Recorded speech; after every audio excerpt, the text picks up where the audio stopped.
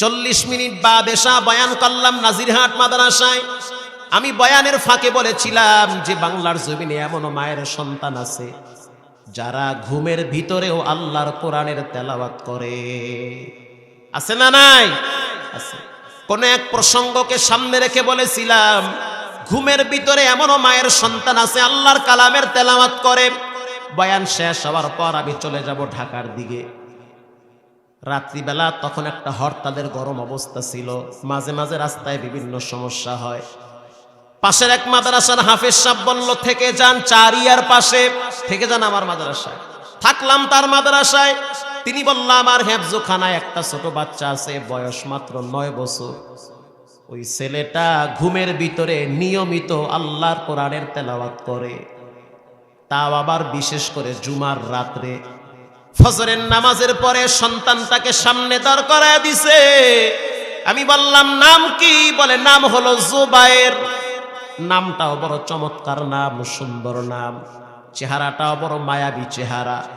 হাফেজ সাহেবকে বললাম এর বাড়ি কোথায়? বলে আপনি জিজ্ঞেস করেন। কোথায় তোমার বাড়ি? বলে লালমনিরহাট। উরি সুবহানাল্লাহ, কই লালমনিরহাট আর কোথায় নাজিরহাট? মাঝখানে প্রায় 700 কিলোমিটার রাস্তা।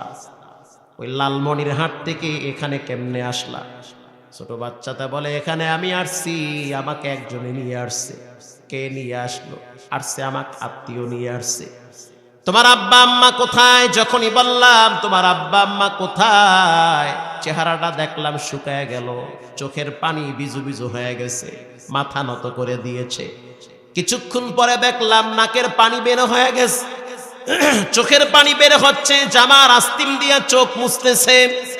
আমি বললাম কান্নার কথা বলি নাই, তোমার আব্বা আম্মা কোথায়? আব্বা আম্মা দুইজনই গাড়ি অ্যাক্সিডেন্টে মারা গেছে। দুইজনই গাড়ি অ্যাক্সিডেন্টে মারা গেল। মা কিছুদিন জীবিত ছিল, পরে মাও দুনিয়া থেকে বিদায় হয়ে গেছে। আমি একজন অসহায় এতিম, আমার কেউ নাই। এখানে কে নিয়ে আসছে? বলে আমার চাচা এখানে ফালায়া রাখছে, জায়গা জমি সব দখল কইরা ফেলাইছে। কেউ নাই, কেউ নাই, আমার আব্বাও নাই, মাও নাই। কত ঈদ আইলো আর গেল, কেউ আমারে বাড়িতে দাওয়াত দিয়া নেয় না। মাদ্রাসায় কত ছাত্রদেরকে দেখি সকালবেলা তরকারি নিয়ে আসে, আর আমি এমন একটা মায়ের সন্তান, আমার আপন বলতে কেউ নাই। তার কাছ থেকে আমি বিস্তারিত কথা শুনতেছি, বাচ্চা মানুষ সে ঠান্ডা মাথায় বলতেছে। আমি বললাম কয় পারা হয়েছে? কয় 18 পারা শেষ হয়েছে। মাশাআল্লাহ, একটু তেলাওয়াত করো। এত সুন্দর তেলাওয়াত যা কলিজা কেড়ে নেয়। আমি প্রশ্ন করলাম তোমার বাড়ি লালমনিরহাট, 18 পারা এখানে মুখস্থ করলা, বুঝলাম। আব্বা আম্মার লাশ কোথায় দাফন হয়েছে? বলে আদিতমারি, লালমনিরহাটের এলাকার নাম হলো আদিতমারি, ওই এলাকায় ওখানে দাফন হয়েছে। শুনলাম নাকি মাঝে মাঝে স্বপ্নে ঘুমের ভিতরে আল্লাহর কালামের তেলাওয়াত করো। হুজুর এটা তো আমি বলতে পারি না, আমার উস্তাদ বলে। আমি বলে প্রতি জুমার রাত্রে সূরা ইয়াসিন তেলাওয়াত করি। হুজুর কয়েক মাস আগে যখন মাদ্রাসায় সর্বপ্রথম হাফেজদেরকে সবক দেওয়া হয়েছিল, নতুন যখন সবক দেওয়া হয়েছিল, কত ছাত্রদেরকে দেখছি তাদের মা বাবারা মাদ্রাসায় মিষ্টি বিতরণ করেছে আনন্দে। কিন্তু আমার তো কেউ নাই, অসহায়। আমি একা একা নীরবে আল্লাহর কাছে বলেছি, আল্লাহ যদি আজকে আমার আব্বায় থাকতো, রক্ত বিক্রি করে হলেও এই অনুষ্ঠানে এসে সবাইকে মিষ্টি খাওয়াইতো। হুজুর আমি সিদ্ধান্ত নিয়েছি প্রতি জুমার রাত্রে আমি আমার আব্বা আম্মার জন্য 2 বার সূরা ইয়াসিন তেলাওয়াত করব। প্রতি জুমার রাত্রে 2 বার সূরা ইয়াসিন তেলাওয়াত করি। সূরা ইয়াসিন তেলাওয়াত করে যখন ঘুমাই, আল্লাহর কি কারিশমা, ঘুমের ভিতরে আব্বা আম্মার সাথে আমার সাক্ষাৎ হয়ে যায়। মানে আমি স্বপ্নে দেখতে পাই আমার মা বাবার চেহারা। আমার মা হাতটা বাড়ায়া দিয়া বলে জুবায়ের, আল্লাহ পাক তোর কারণে কবরের জিন্দেগিতে একটু আমাকে আরামে রাখছে। তুই যখন তেলাওয়াত করো রব্বি কারীম কবরের মুসিবত দূর করে দেয়। ওই সময় বুঝলাম মা বাবা না থাকা কত যন্ত্রণা। যার আব্বা আম্মা নাই তাদের কলিজার ভিতরে চিপ মারে। ঘরে গেলে দেখবে ঘরের বিছানাটা খালি অবস্থায় পড়ে আছে। এজন্য যুব সমাজ দুইটা বয়ান মনে রাখবা। প্রথম হলো জীবনে কোনোদিন নামাজ ছাড়া যাবে না, হারাম খাওয়া যাবে না, কারো কদমে সিজদা দেওয়া যাবে না। সিজদা দিতে হবে একজনের কদমে। জোরে বলেন তিনি হলেন কে? আজ থেকে পাক্কা নিয়ত করে নাও, জীবনে কখনো মা বাবার সাথে দুর্ব্যবহার করা যাবে না, নামাজ ছাড়া যাবে না, হারাম খাওয়া যাবে না, উলামায়ে কেরামদের সাথে দুশ্মনী করা যাবে না, মার্কা নিয়া দ্বন্দ্ব করা যাবে না, দলাদলি করা যাবে না, প্রত্যেকেই মিল মহব্বতে চলবো। জানতে চাই পৃথিবীর ভিতরে সবচেয়ে শ্রেষ্ঠ কিতাবের নাম কি? আরো জোরে বলেন। কোরআন। কোরআনটা আল্লাহ পাক যেই জায়গায় রাখছে সেই জায়গাটাও হলো শ্রেষ্ঠ জায়গা। যার মাধ্যমে কোরআন পাঠাইছে ওই ফিরিস্তাও হলো শ্রেষ্ঠ ফিরিস্তা। উরি সুবহানাল্লাহ, কেমনে আল্লাহ মিলাইছে? যেই জায়গায় রাখছে শ্রেষ্ঠ জায়গা, দামি জায়গা, ফি লাউহিম মাহফুজ। শ্রেষ্ঠ কিতাব যার মাধ্যমে পাঠাইছে, মাধ্যম হলো হযরত জিবরাইল আলাইহিস সালাম। তিনিও হলো সমস্ত ফেরেশতাদের কি শ্রেষ্ঠ ফেরেশতা। আবার এই কোরআনটা যেই এলাকায় নাজিল করছে পৃথিবীর ভিতরে, সেই এলাকাটার মর্যাদা, ইন্না আউওয়ালা বাইতিন উদিআ লিন-নাস লাল্লাযী বিবাক্কাতা মুবারাকান ওয়া হুদাল লিল আলামিন। সারা পৃথিবীর ভিতরে সবচেয়ে হেদায়েতের মার্কাজ বানায়া দিয়েছেন বাইতুল্লাহকে। কে বানায়া দিছে? আল্লাহ বানায়া দিছে। আবার এই কোরআনটা যেই ব্যক্তির উপরে নাজিল হয়েছে ওই ব্যক্তি হলো মুহাম্মাদুর রাসূলুল্লাহ সাল্লাল্লাহু আলাইহি ওয়াসাল্লাম। তার মর্যাদা কম না বেশি? অনেক বেশি। যেই মাসে কোরআন নাজিল হয়েছে সেই মাসের মর্যাদা আল্লাহ বাড়ায়া দিয়েছে। শাহরু রমাদানাল্লাযী উনজিলা ফীহিল কুরআন হুদাল লিন-নাসি ওয়া বায়্যিনাতিম মিনাল হুদা ওয়াল ফুরকান। যতগুলো মাস আছে সবচেয়ে শ্রেষ্ঠ মাসের নাম হলো রমজান মাস। বলেন কোন মাস? রমজান মাস। কোরআন হলো শ্রেষ্ঠ কিতাব। যার মাধ্যমে দুনিয়ায় পাঠাইছে তিনি হলো শ্রেষ্ঠ ফেরেশতা। যেই এলাকায় কোরআন পাঠিয়েছে সেই এলাকাটা হলো শ্রেষ্ঠ এলাকা। যেই ব্যক্তির উপরে কোরআন নাজিল হয়েছে সেই ব্যক্তি হলো শ্রেষ্ঠ ব্যক্তি, মুহাম্মাদুর রাসূলুল্লাহ সাল্লাল্লাহু আলাইহি ওয়াসাল্লাম। তিনটা জিনিসের দিকে তাকাইলে সওয়াব হয়। কেউ যদি বাইতুল্লাহর দিকে শুধু তাকায়া থাকে আর যদি বলে এটা আল্লাহর ঘর, আল্লাহ পাক ইব্রাহিম পয়গম্বরের মাধ্যমে এই ঘরটাকে নির্মাণ করেছে। একা একা বানাইতে কষ্ট হয়, তার সাথে যোগাইলে, চিনেন যোগাইলে বুঝেন, মানে সহকারী, তার সাথে সহকারী বানায় দিয়েছে তারই সন্তান ইসমাইল আলাইহিস সালাতু ওয়াস সালামকে। জান্নাত থেকে পাথর পাঠায়া দিয়া লিফটের সিস্টেমে পুরা বাইতুল্লাহকে নির্মাণের অর্ডার করেছেন কে?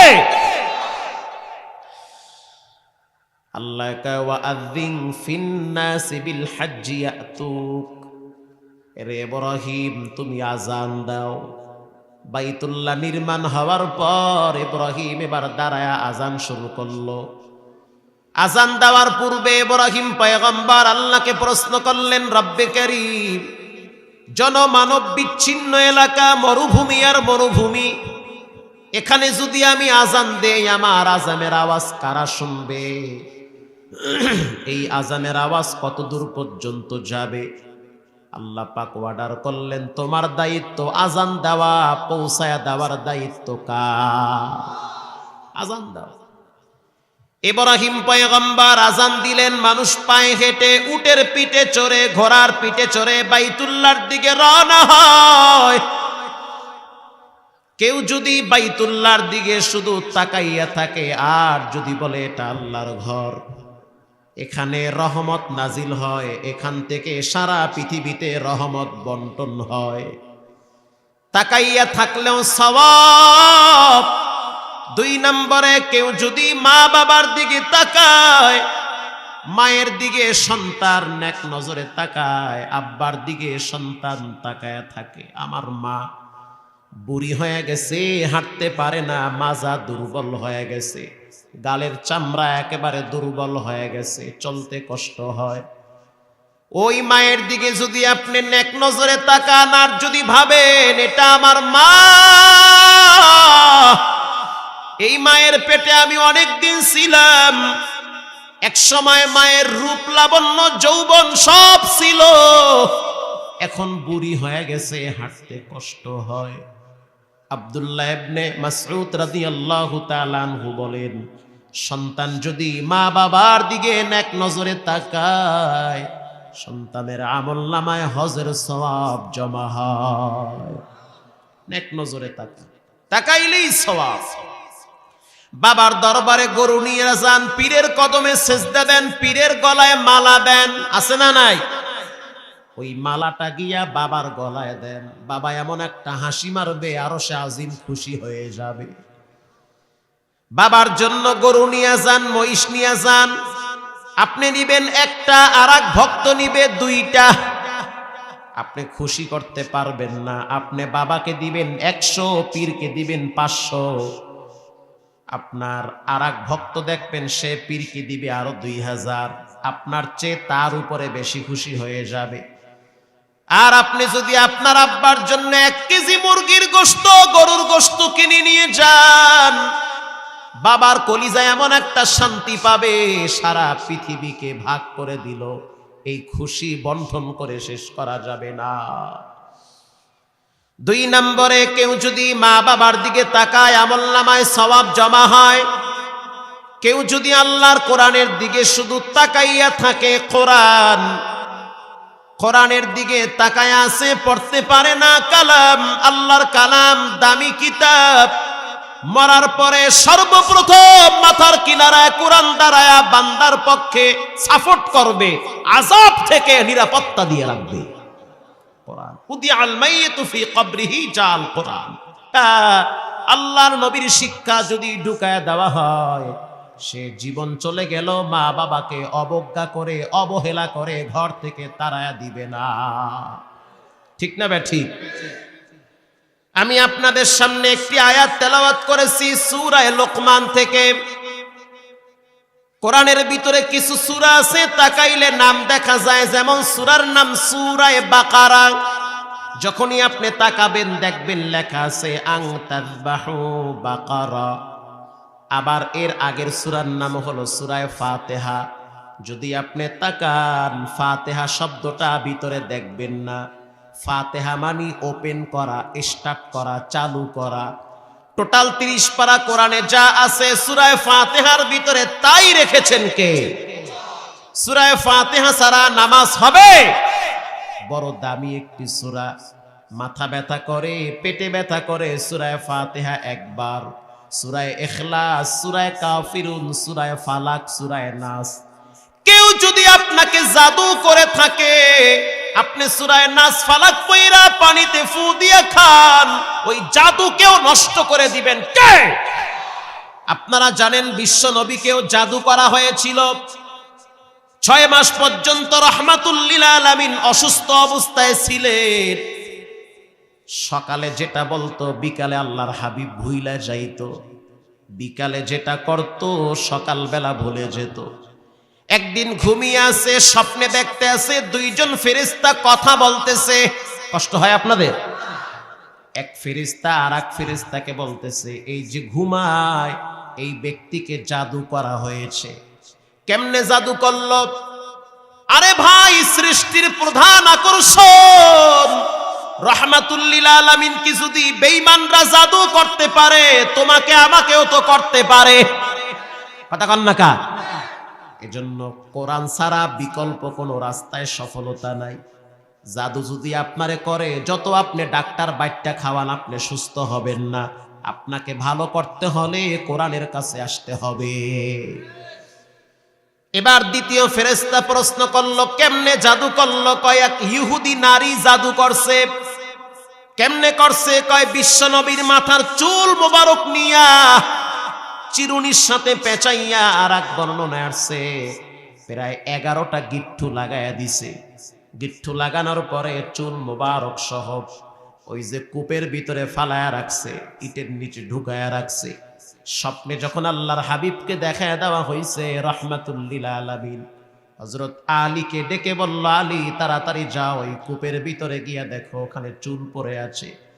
চুল উঠায় যখন নিয়ে আসছে, ওই টাইমে আল্লাহ রাব্বুল আলামিন সূরা নাস, সূরা ফালাক, দুইটা সূরা 11টা আয়াত বিশিষ্ট দুইটা সূরা নাজিল করে বলে, পয়গম্বর আপনি পড়েন, কুল আউযু বিরাব্বিল ফালাক। আপনি একটা আয়াত পড়েন আর ফু মারেন, দেখবেন একটা করে গিট খুলে যাবে। আর আস্তে সুবহানাল্লাহ। কুল আউযু বিরাব্বিল ফালাক মিন শাররি মা খালাক ওয়া মিন শাররি গাসিকিন ইযা ওয়াকাব ওয়া মিন শাররিন নাফাসাতি ফিল উকাদ। প্রথমটায় 5টা, দ্বিতীয়টায় 6টা। এই 11টা আয়াত পরে আপনি ফু দেন, একটা একটা আয়াত পরে আর ফু মারে, একটা একটা গিট খুলতে খুলতে 11টা গিট খুলে গেছে।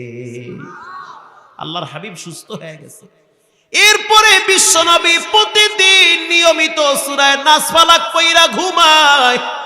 এজন্য যুবক সাবধান, কে তোমার দুশমন তুমি বুঝবা না। তোমার বন্ধু তোমার গোড়া কাটতে পারে, তোমার পকেটের টাকা খায়া মাস্তানি করবে, তোমার সাথে ঘুরবে। 10 দিন খাওয়াবা সালাম, একদিন খাওয়াবা না। ওরাই তোমারে গোপনে মারার জন্য সন্ধি আটবে, ওরাই মারার জন্য পরিকল্পনা করবে। এখন বর্তমান দেখতে পাই সবচেয়ে বেশি ক্ষতি করে ফ্যামিলির সদস্যরা। চাচতো বোন, খালাতো বোন, চাচতো ভাই, খালাতো ভাই, মামাতো ভাই, ফুফাতো ভাই, ভাই আর ভাই। এই নিজের ঘরের সদস্যরা অনেক সময় দুশ্মনী করে, হাতের নখ নেয়। আমি এক জাদুকরকে দেখছি, পরে পুলিশের রিমান্ডে নিয়ে ধোলাই দিয়েছে। হাতের নখ নিছে, মাথার চুল নিল, নেওয়ার পরে তাওয়ার উপরে 2টা ভাজছে, ভাজতে ভাজতে ছাই বানায় ফেলাইছে। এটা ওই যে চিনির সাথে মিক্স কইরা এক ব্যক্তিরে খাওয়ায় দেওয়ার পরে আধা পাগল হয়ে গেছে, জাদু কইরা ফেলাইছে। পরে যখন জেলখানায় নিয়ে রিমান্ডে বাড়ি মারল, তার ঘরে গিয়া দেখা হইল তিনি যেই জায়গায় দাঁড়ায় দাঁড়ায় জাদু করে, তার পায়ের নিচে কোরআন শরীফ ছিল। নেত্রকোনার ঘটনা। এজন্য সাবধান, আপনি যেখানেই যান, যা কিছু করেন, কোরআন ছাড়া কোনোদিন শান্তি পাবেন না। এক সাহাবী গোসল করতেছে, আর এক সাহাবী দেখে বলতে আছে, বাহ ফাইন তো, তোমার শরীরটা অনেক সুন্দর, এজন্য খালি গায়েও কেউ গোসল করবেন না। আমার জীবনে মনে পড়ে না, মানে বালেগ হওয়ার পর থেকে আমি খালি গায়ে কোথাও গোসল করছি। আল্লাহর দয়ায় এখন পর্যন্ত সুস্থ আছি, কোন রোগ আমার আজ পর্যন্ত ধরতে পারে নাই। এই যে এত মানুষের বেলায় 9-6 খাই, আল্লাহর রহমতে কোন ধরনের ডায়াবেটিসও নাই, হাই প্রেসারও নাই, লো প্রেসারও নাই, মিডিয়াম ভাবে আল্লাহ চালাইতেছে। চালানেওয়ালা কে? একটু নিয়ম মাইনা চলে। খাইতে আছেন দাঁড়ায় দাঁড়ায়, 3 জনে ছায়া ছায়া লোভ দেয়। আইনাল হক, চোখ মারাত্মক জিনিস, চোখ দিয়া মানুষ মানুষকে খায়া ফেলাইতে পারে। বিশাল বড় পেঁপে বাগান, পেঁপে বাগান চিনেন না? পেঁপে আর পেঁপে, কিছু পেঁপে পাইকে গেছে, কিছু পেঁপে পাকে নাই। এখন যেটার মুখ খারাপ, গাঁজাখোর, মদখোর, জুয়াখোর, ঠিক মতো নামাজ কালাম পড়ে না, আল্লাহরও চেনে না, নবীরও চেনে না, ওই ক্ষেতের দিকে চাইয়ে কইবে, ওরে পেঁপে জম্মের ফাইন তো পেঁপে, এবছর পয়সা কামাইয়ে তো কোটিপতি হয়ে যাইব। এই যে কইছে, পরের দিন বৃষ্টি পড়তে পড়তে গাছ উদ্দ সব শেষ। এজন্য আপনি সূরা নাস ফালাক পরে আপনার ছোট্ট বাচ্চাটার বডির উপরে দম করেন, স্ত্রীকে জানায় দেন, বিবি আমার, আমার সন্তানটাকে সূরা নাস ফালাক পরে শরীরটা বন্ধ করো। কোনো বেঈমান, কোনো আপনজন, কোনো দূরের মানুষও আপনার ফ্যামিলিকে ক্ষতি করতে পারবে না। সব সমস্যার সমাধান দিতে পারে আল কোরআন। ওই সাহাবী যখন বলল এত সুন্দর শরীর, বাহ ফাইন তো। আর এক বর্ণনা আছে এটাও বলেছে যে মহিলাদের চেয়েও মনে হয় তোমার শরীরটা অনেক সুন্দর। বলার সাথে সাথে ওই সাহাবী অজ্ঞান হয়ে মাটিতে পড়ে গেছে। ওই সাহাবীকে নেওয়া হইল, তারে গোসল করাইলো, গোসলের পানি যে বলছে তার গায়ে দিল, পরে সে সুস্থ হয়ে গেছে। আল্লাহু আকবার। খবরদার কারো চেহারা অনেক সুন্দর দেখে বলবেন মাশাআল্লাহ। ভাই আপনি খানা খাইছেন না খাই নাই, খাবেন ইনশাআল্লাহ, ইনশাআল্লাহ। এত সুন্দর বাড়ি বানাইছেন, কেউ যদি আপনার বাড়ি দেখে বলতে হবে মাশাআল্লাহ, সুন্দর বাড়ি। একটা বাচ্চা যখন আপনি কারো কোলে দিবেন, সাবধান কার কোলে বাচ্চা দিতেছেন। এখন আমরা অনেক সময় দেখতে পাই মানুষ বুঝে না, ছোট্ট বাচ্চা, নবজাতক বাচ্চা, এই বাচ্চাটারে আইনা একজনের কোলে দেয়, যার কোলে দিছে সে কিচ্ছু বোঝে না, হাদিস কোরআন সম্পর্কে কোনো নলেজ নাই। বাচ্চা দেখার সাথে সাথে বলে ফাইন বাচ্চা, চেহারাটা তো মনে হয় বাপের মতো হইছে, কানটা বুঝি মায়ের মতো হইছে, ওহ চোখটা বুঝি তোমার মতোই হইছে, বলে কি বলে না, খুব ফাইন বাচ্চা। অথচ একটা বারো মাশাআল্লাহ বলল না, 2 দিন পর বাচ্চার পাতলা পায়খানা শুরু, কাশতে কাশতে জীবন শেষ, হসপিটালে লক্ষ টাকার বিল উঠায়ার পরও ভালো হয় না। একটা বাচ্চা যখন দুনিয়াতে আসবে, প্রথম নিয়ম হলো বাচ্চাটাকে কোনো আলেমের কাছে নিয়ে তাহানিক করানো। এই ডিসেম্বরের 24 তারিখে বয়ানে গেলাম ভুয়াপুরে, আরিফ বিন হাবিব সাহেব তিনিও বসে আছে, আরো একজন অনেক বড় আলেম তিনিও বসে আছে, কয়েকজন আলেম বাহিরে দাঁড়ায় আছে, খেজুর নিয়ে দাঁড়ায় আছে, সব আলেম। খেজুর নিয়ে কেন আসছেন তারা বলতে আছে খেজুরগুলো একটু চাবাইয়া দেন, এই খেজুরগুলার রস আবার বাচ্চার মুখে লাগায় দিব, আর তারা জিহ্বা লড়ায় লড়ায় হাদিস পড়বে, কোরআন পড়বে। এজন্য বাচ্চা দুনিয়াতে আসার সাথে সাথেই বাচ্চাটাকে আপনি যে কোনো একজন আলেমের কাছে নিয়ে তাহানিক করাবেন, যোগ্য বুজুর্গ আল্লাহ ওয়ালার সোহবতে কিছু সময় রাখবেন, একটু ফেন্নি অথবা চিনি আপনি চিবায়া খাওয়ালেন। মুসলমান ভাইরা আমার, সূরা নাস ফালাক পড়ব তো ইনশাআল্লাহ, কইরেন ইনশাআল্লাহ, আল্লাহ হেফাজত করবে। আপনার স্ত্রীকেও বলবেন যে বাচ্চাকে সূরা নাস ফালাক পড়ো, সুস্থ হয়ে যাবে ইনশাআল্লাহ। পৃথিবীর ভিতরে একজন দামি মানুষের নাম হলো লোকমান। কষ্ট হচ্ছে আপনাদের? পৃথিবীর ভিতরে সম্মানী একজন ব্যক্তির নাম লোকমান। 3 জন কালো মানুষকে আল্লাহ পাক অনেক সম্মানিত করেছেন। একজনের নাম হলো লোকমান, দ্বিতীয় জনের নাম হলো হযরত বেলাল, তৃতীয় জনের নাম হলো হযরত মাহজা অথবা মাহজি।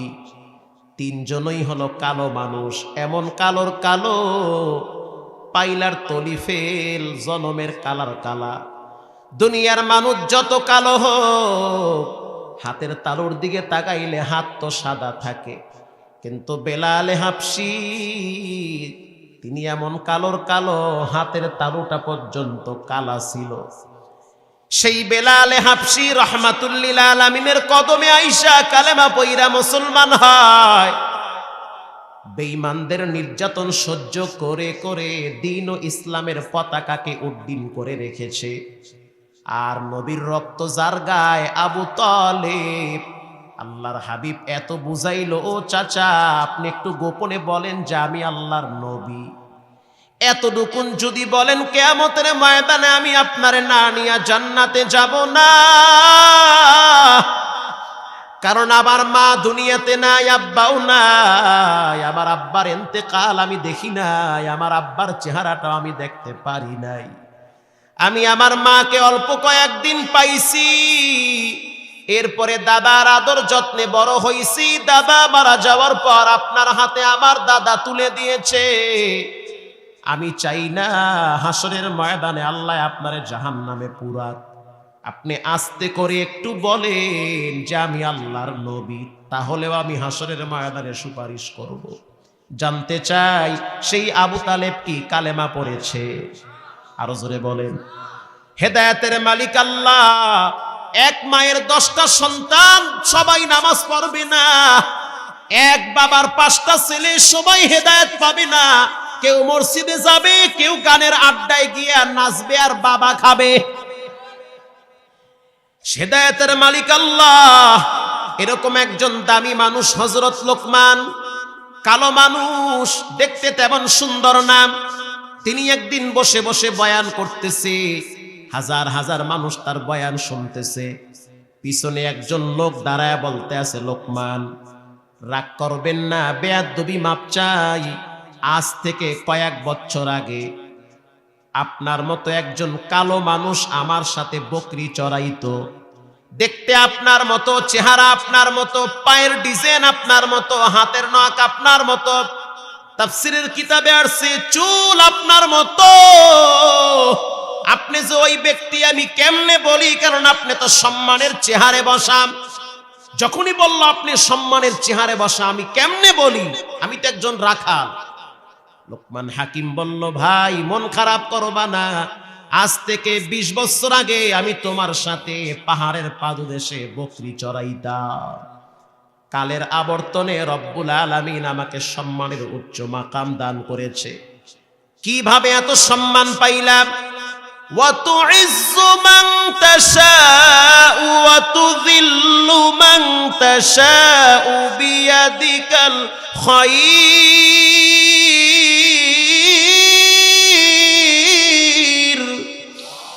ইজ্জত দেওয়ার মালিক কে? বেইজ্জতি করার মালিক কে? সম্মান দেওয়ার মালিক আল্লাহ, বেইজ্জতি করার মালিক আল্লাহ। এই যে টাকলু সাহেব এত ফডর ফডর করলো, মুহূর্তের ভিতরে বেইজ্জতি করেছেন কে? এজন্য সাবধান, যারা এই ক্ষমতায় আছেন, যেই চেহারে বসা আছেন, গাছে যত ফল হয় গাছ তত ঝুঁকে যায়। আল্লাহ যাদেরকে ক্ষমতায় বসায় তাদের উচিত আরো বেশি বিনয়ী হওয়া। তাদের উচিত না শক্ত এবং হার্ড লাইনে থাকা। বিশেষ করে আলেমদের ব্যাপারে সদয় হওয়া দরকার। আমরা অনুরোধ করে বলবো, জেলখানায় যত আলেম আছে সবাইকে মুক্তি দিয়ে দিন। কোন আলেম যেন জেলখানায় কষ্ট না পায়, তাদেরকেও চিরেই মুক্তির ব্যবস্থা করে দিন। তাদেরকে আমরা আবার কোরআনের ময়দানে পেতে চাই। তাদের বয়ান শুনে আমাদের ঈমান আবার তাজা করতে চাই। মুসলমান ভাইরা আমার, লোকমান হাকিমকে যখন প্রশ্ন করা হইল এত সম্মান কেমনে পাইলেন, বলল 3টা কারণে। তাফসীরে আসছে 11টা, বেসিক 3টা কারণ। 3টা কারণে আল্লাহ আমার মর্যাদা বাড়ায়া দিছে। 1 নম্বরের কারণ, মা ইয়ালফিদু মিন কাউলিন ইল্লা লাদাইহি রাকিবুন আতীদ। আমি অনার্থক কোনো কথা বলি না।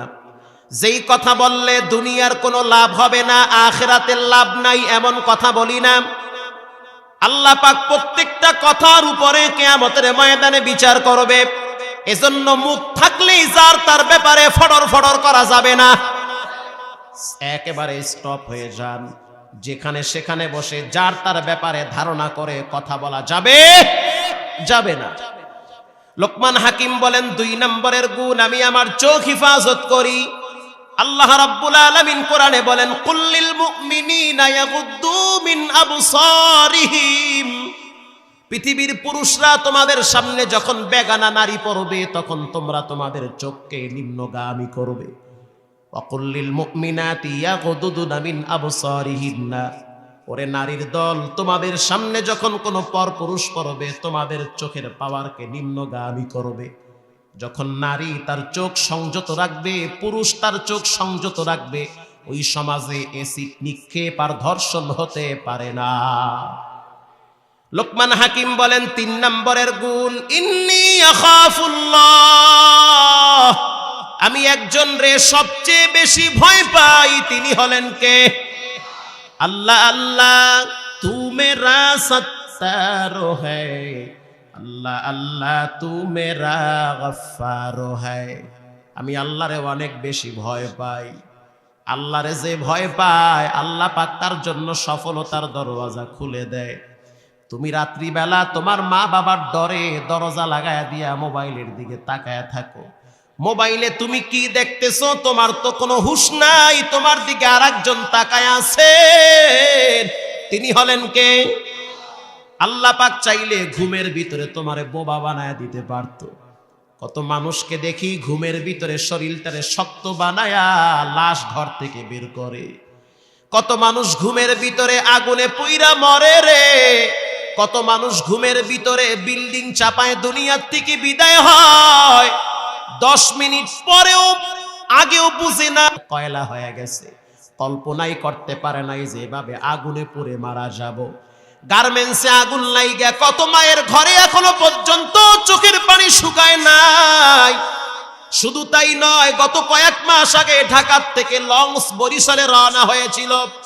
গভীর রাত, কে বুঝতে পারছে যে পানির ভিতরে আবার কেমনে আগুন লাগে? এটা মাথায় কাজ করে না।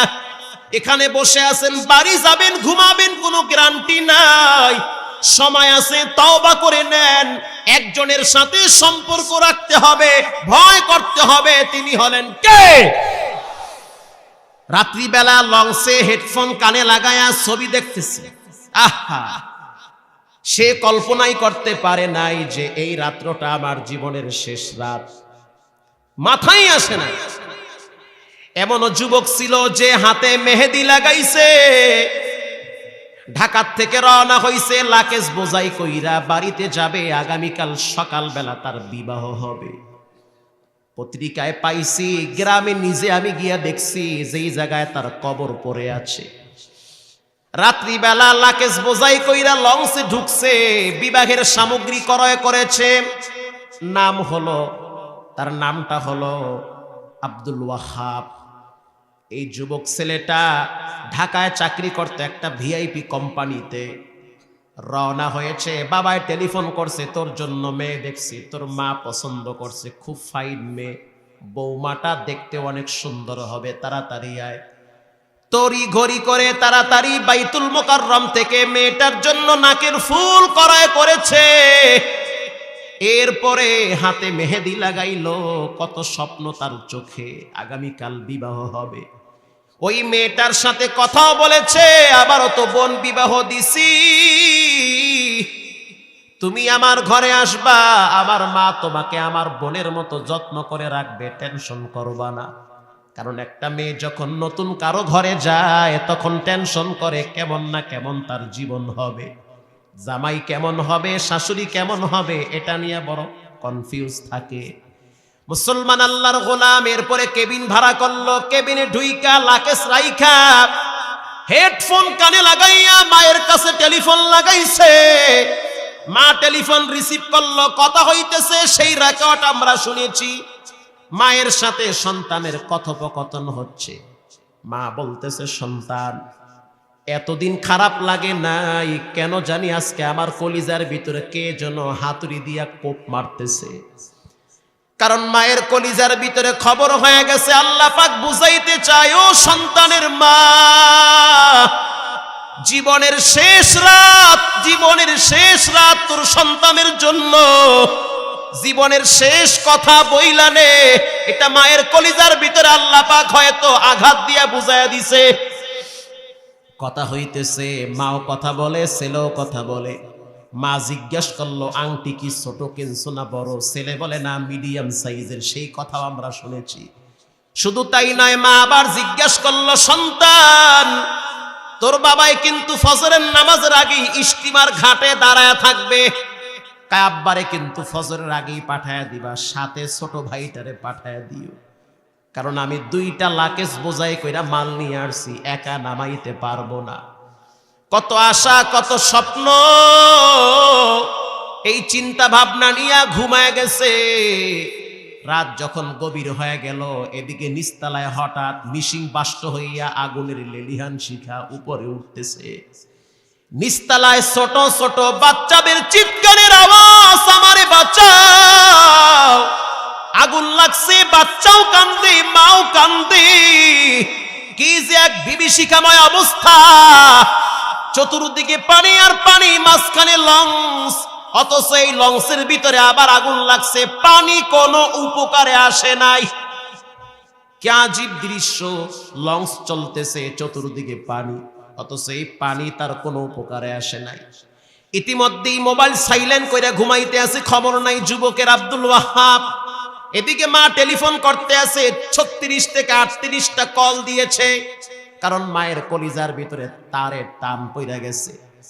সন্তান কিছুক্ষণ পর যখন শরীরে তাপ লাগছে, এসি চলতেছিল, এসি বন্ধ হয়ে গেছে, শরীরে গরম তাপ, চোখ থেকে যখন চোখ খুলে দেখলো যে এসি বন্ধ, শরীরে তাপ লাগতেছে, রুম গরম হয়ে গেছে। মোবাইলের দিকে তাকায় দেখতে আছে মায়ের কল। ফোনটা হাতে নিল, রিসিভ করলো, ও মা কি আপনি ঘুমান না? মা বলতেছিল, সন্তান আমি কি ঘুমাবো, আমার তো জিহ্বা শুকাইয়া যায়, আমার গলাও শুকায়া যায়, আমার কলিজাও শুকায়া যায়, কেমন জানি আজকে এত খারাপ লাগে। বাবা তুই কোথায়? লঞ্চ কত দূর আসছে? ঘাটে কত সময় লাগবে আসতে? সন্তান বলতে আছে, আম্মু লঞ্চের ভিতরে কি যেন হয়েছে, এসি বন্ধ হয়ে গেছে, শরীরে তাপ লাগতেছে। মা বলতে আছে, লাইন কাইটা দিতেছি, তাড়াতাড়ি দেখ কি হয়েছে। সন্তান তাকায় দেখতে আছে, যেই দরওয়াজাটা দিয়ে খুলবে সেই দরওয়াজার বাহিরে ধোঁয়া উঠতেছে।